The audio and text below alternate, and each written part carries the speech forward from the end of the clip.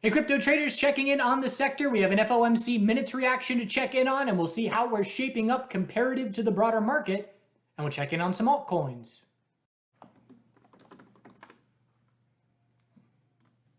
All right, so the S&P 500, a little bit of a wild day, but in the end, we closed fairly close to where we closed yesterday, so not a huge change in things, but it was an initial bearish morning and then a bullish reaction to the FOMC minutes, but in the end, we are pretty much where we closed yesterday. So I've been noticing Bitcoin leading the broader market, and there's been now, 3 times that stand out to me. The February 4th big bull move on the daily candle for Bitcoin, and then we saw after the weekend, stocks went a little bit bullish after that. Not very notable, but what's been more notable is Bitcoin. I've made a tweet that I had it all laid out very nicely, but we had Bitcoin make a big hourly bull move at 8 p.m. on February 14th, right around 8 p.m., 7 p.m. And then the futures chart did it at 3 a.m. And then we had a 4-hour bull flag confirm on Bitcoin with 0 follow through. Looks exactly like this. If you look at the hourly on Bitcoin overnight last night, there's your 4-hour bull flag confirming straight into multiple hours of consolidation. And the S&P 500 did it again 6 hours later. Same exact thing. 4-hour bull flag confirms straight into 2 red hours. And it's very notable to me. So keeping an eye on that relationship, because 2 days in a row now, the Bitcoin move has preceded the S&P 500 futures chart move by about 6 to 7 hours, which is certainly notable. So overall, the simple statement is Bitcoin has been stronger than the broader market since February 4th. Easy, not even a contest. And we can see right now where we're trading is near the low of February 4th for the S&P 500. And where is Bitcoin trading relative to February 4th? Above it. And it was that big green day. So that would be like if Bitcoin were right here at 38,000, we'd be roughly the same shape as the broader market. So that's what we call a bullish correlation. We are going up faster than the broader market, and we're not pulling back as much. That being said, we're watching for the same thing. Right now in the S&P 500, what I'm watching for is, are we going to set a daily lower high compared to where we came from? Our recent top back on February 9th, February 10th. And that's the same question for Bitcoin. So here's that top of February 10th. Are we going to set a daily lower high compared to that level? Or are we going to break it to continue this uptrend? I like that the bulls held daily EMA 12 support.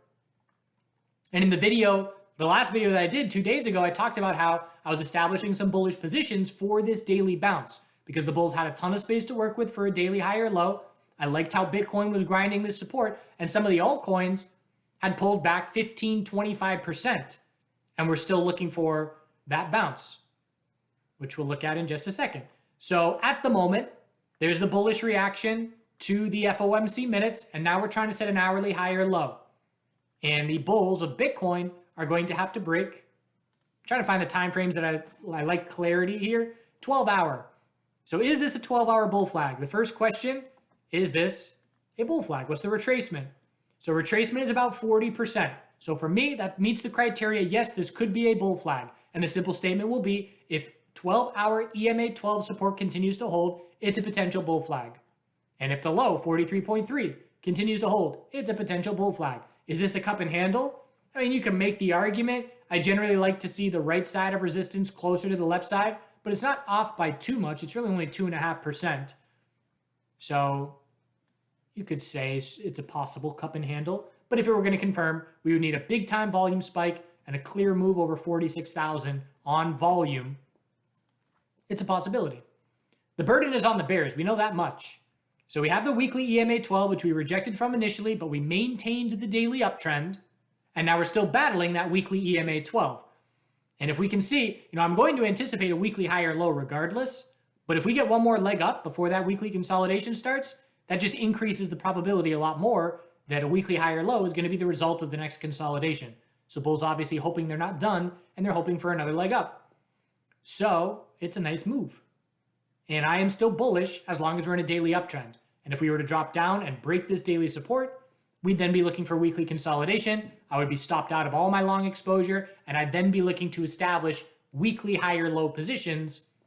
But we'll take it one step at a time, because I'm not looking for that as long as we're in a daily uptrend. Dominance chart, again, I just check in on it, but nothing's changing. So I just look at it very briefly, still under 47.72, still anticipating a lower high compared to that level. Okay, nothing's changing. And it's the same thing with Litecoin. You know, I don't even look at the Litecoin US dollar chart because everything I need to know is on the BTC pairing. And I look at this and say, okay, is it still a possible falling wedge? All right, bear's still not, or bull's still not doing anything. Bear's in full control. Clear weekly lower highs. Got it. That's all I need to look. I'm not going to forget about it, but I'm not going to spend much time on it because bulls aren't doing much to get me interested at the moment. So Ethereum is very similar to Bitcoin. The biggest difference is we pulled back more significantly. We did not hold the EMAs. But again, that's one of the reasons that I was interested in this move, because I was anticipating that if Bitcoin sets a daily high or low, again, the pattern the last year and a half plus is that the altcoins see more significant moves on bull moves because the BTC pairings bounce at the same time as the US dollar pairing, which is fortunately what happened. So in the last video, I was talking about how I made a bullish re-entry of my swing position at 2,900, and I did sell a bit of that. Forget where, perhaps around 3,100, sold a third of that position, and I'm still in it. Because again, I'm not seeing really any red flags, and it was just locking in some profit in case we set a daily lower high. And so we're not setting a daily lower high, and I'm just going to stick my stop right now at 28.30, just under that level, and it's pretty much a risk-free trade right now, where, you know, if I make $200 on a third of a position, that means my average drops 100. So my average is pretty much 2,800 on this new swing position.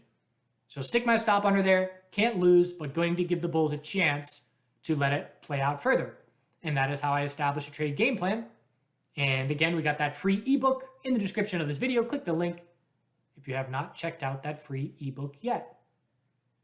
So daily inside bar for Ethereum, we're scouting the hourly high or low. No red flags in the consolidation. Bull volume spike, declining bear volume on the pullback. Inside bars forming on the hourly, holding hourly EMA 12, and it's pretty much a double top here where we had 3,200, we'll call it, and then we topped out at 3,190, just under that level. So is this a cup and handle? It doesn't fit the criteria in terms of looking pretty as far as, you know, a nice rounded cup, but what I care more about than the shape is the left handle, left side of the resistance. Is the right side close, and is it a bull flag? Those are the three things that I care about more than what did the consolidation in the middle of the cup look like. So we can make a simple statement and say, if 31.26 holds, the bulls keep complete control because that's very healthy hourly consolidation, and that means we're heading back up towards resistance. If we lose that level, that's when we increase the probabilities that we may be setting a daily lower high, which may mean we see an equilibrium form. So we should get a good answer here within the next 4 hours, I would say. You know, if we fail resistance and drop and break support, bears get a short-term win. If we do not break that support, bulls are just fine. ETH BTC, bounce on the daily. We're scouting a 2-day higher low, and it's set. So we're watching this tightening range, and obviously if I'm an Ethereum bull, I really want to see a breakout here. But it's possible we remain within an equilibrium here for a while longer. Could be another couple weeks, really. If each candle's 2 days, you know, let's say we see this bull move. Anything under 7.5 is a lower high. Pull back for a higher low. Anything above 6.7. Next thing you know, we're a week later and still tight. So that's a possibility. But generally speaking, you know, unless we see Bitcoin specific news or a Bitcoin specific spike, to set a lower high here would generally mean weakness in the crypto space and Ethereum dropping faster than Bitcoin. So hourly time frame, how does it compare? Very similarly correlated. I mean, if both the US dollar and BTC pairing pull off an hourly bull flag, it's going to go well. Mana.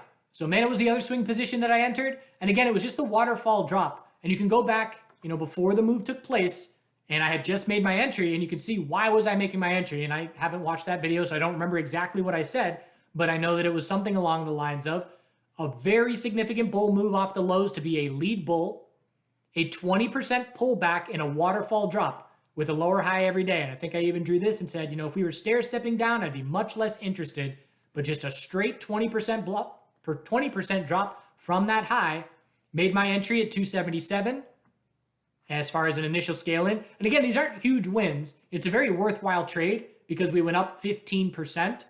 And I just made a Twitter post, I was not expecting this kind of bull move. So I entered for what for me is a smaller swing size position, but if you go 15%, it's definitely then a very worthwhile trade.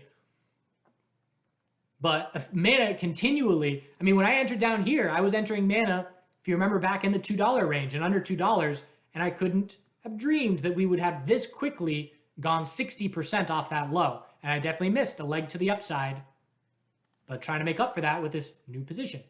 So I did exit half of mana on this move in the lower, maybe around 308 or so on the way up. And again, definitely left some profit on the table, but now that I've locked in that half, the position that I still have open, the break even there is something like, in the 240s. So again, another position that I just can't lose on.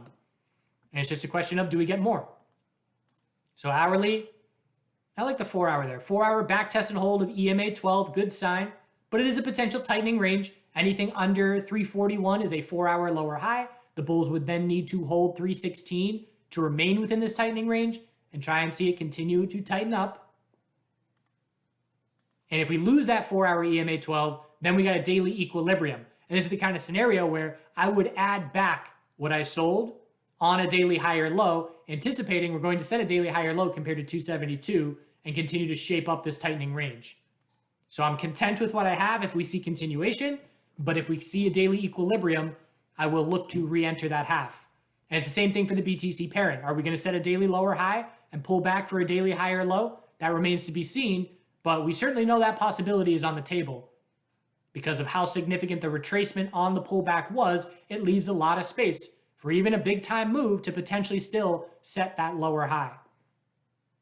So those are my swing positions that I've got open right now. And we'll see how they take shape from here. So there are still bear setups here. So look at ADA. So look at mana daily and the size of the move. Do I want to be looking bearish on mana? This is a trick question. So originally when I laid out this video in terms of what I wanted to talk about, my answer would be no. But right now in this moment, it just struck me there's a scenario. So let's see if I can organize this, my thoughts on the fly in a good way. So originally what I was going to say is you get a lead bull like mana. What's the probability of a daily lower high here comparative to ADA? What's the probability of an ADA lower high on the daily? This is the bounce we've seen. Resistance is still over 10% to the upside. So I would certainly be looking for a daily lower high to be much more likely on ADA. That being said, if you get a clear top fish, that's a scenario where it's okay to choose a stronger name. If we just shoot straight up to 355, if we shoot up to 350 and we're overextended, then absolutely. You can short the stronger name because it's a 5-cent risk. And if you're right and we form an equilibrium, the reward is much more than the risk. But that's only because there is a clear resistance level nearby and a clearly defined low risk. On ADA, it's a bit more tricky because if I'm going to enter on a daily lower high, I'm not going to use this level as my stop. That's too far away. I'm not going to risk 10% before I'm wrong and stop out. So what I have to do is I have to zoom in and look for weakness on the shorter term time frame and say like, okay, if I'm going to short here, I'm going to choose a position where I say, this is either our daily lower high and I nail it, or it's not and I stop out. So I would be using a 112 stop because again, that's going to save me 10%. So the odds that I stop out will be more significant, but the risk is much lower. So it's the kind of scenario if I'm an aggressive bear, I'm scouting this 4 hour lower high, I'm top fishing this triple top at we'll call it 112, and then hoping we confirm a 4 hour downtrend. And again, it's hedging. I don't, every time I talk short, I'm talking hypothetical because I don't short the sector and I could find an exchange where I could short the sector. But again, the last thing I need is more trading instruments in my life and more time on the computer. So I'm not fiending for it. But it's the kind of scenario where if I'm long ETH and mana and comfortable right now, I'm definitely looking for a bearish entry so that if ETH and mana set daily lower highs and pull back and I give back some profit on those swings, I'm profiting on a short. And that's a strategy that I'm using more often in stocks, having open swing positions and hedging with them.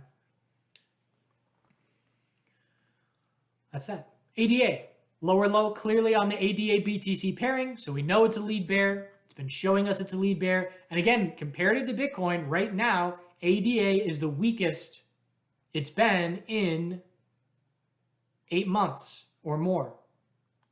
So we're just looking for a daily lower high on the ADA-BTC pairing. We have EMA 12 resistance rejections for the last 3 weeks. And we can make a simple statement. If we are under daily EMA 12, the bears have complete control. One more coin I want to look at is SOL. So SOL, we're not giving up on this monthly high or low because the most likely scenario is a monthly high or low. But it's clear that we are still out of favor. And it's clear because SOL BTC dropped to a lower low.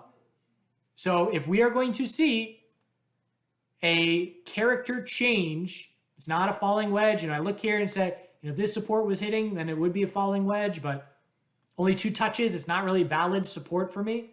We can draw this downtrend resistance line and keep an eye on it. Man, I don't even like it. Forget it. Forget all that. We're in a daily downtrend. And as long as we're in a daily downtrend, this name is out of favor for the bulls. If we change the daily trend to the bulls, which we have not done, when's the last time SOL BTC saw a daily higher low and higher high? We're going to call that a double top. So your answer is it has not happened since this high. So it has been multiple months. So that means the first time it happens, it will be notable to us. And this pairing is looking for a monthly high or low as well. But the clues for me in terms of when it's going to fall or come back into favor will be on the BTC pairing. Give me a daily trend change on the BTC pairing. I don't care what the US dollar pairing is doing. That will be the first indication to have confidence for me. So right now on the daily, condense it to the 2-day time frame, it's an equilibrium. The low, higher the bounce, higher low is set, and anything under 122 is just a lower high. And we know these BTC pairings can see big time moves out of nowhere. Ripple and Doge and those coins love to just spike wildly out of nowhere. That's always a possibility, but we don't want to be, hoping that that saves our position. So it's worth watching for because I'm confident that we will see the BTC pairing change daily trends, set a monthly high or low. The US dollar pairing will set a monthly high or low. I don't know when it's going to happen, but I'm confident it's going to happen sooner rather than later. So again, it's just another one like the LTC BTC chart where I just keep checking in on it. And I'm not necessarily acting on it, but I'm just making sure I don't fall asleep on it. All right, do good things. This is some beach content from when I lived in Key West a couple years ago. Mama Duck is back. We're going to have babies in the spring. That'll be content out the wazoo.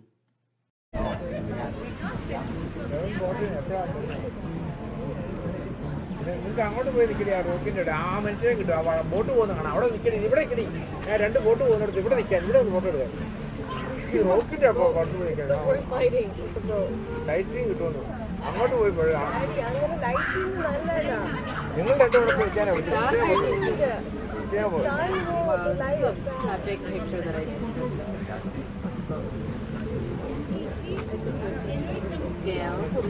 I took pictures of the boat.